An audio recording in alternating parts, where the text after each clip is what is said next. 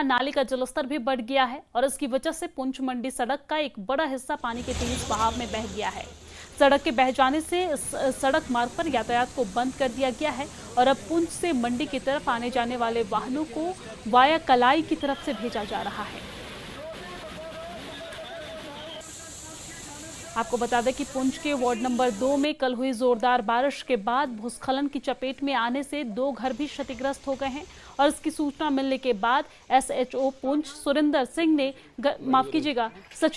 सिंह ने घटनास्थल का दौरा किया है और पीड़ित परिवारों से मुलाकात भी की है और यहां पर मोहम्मद शफीक और एक विधवा महिला अंजुमन शाहीन के घर को नुकसान पहुंचा है। पीड़ितों ने प्रशासन और सरकार से राहत की मांग भी की है। 2 कमरे थे, एक रसोई थी, बाकी सामान था मेरा बहुत बड़ा।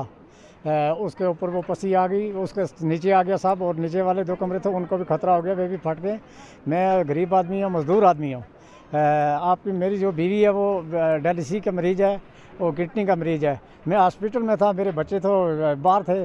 तो मजदूर आदमी मजदूरी कर रहा हूँ। तो ये रिक्वेस्ट है मेरी DC साहब का कि मेरा ये कुछ ना कुछ हल निकालना देखना, और मेरा ये बहुत बड़ा नुकसान। गवर्नमेंट से ये क्या करते हैं कि जैसे ये मोहम्मद शरीफ है साथ में, वो भी गरीब आदमी है, दूसरे ये कोई और घर बने हुए हैं दाएं बाएं, इन सारे घरों को ऊपर जो ढाका है पीछे से, इस सब को खतरा है इसका।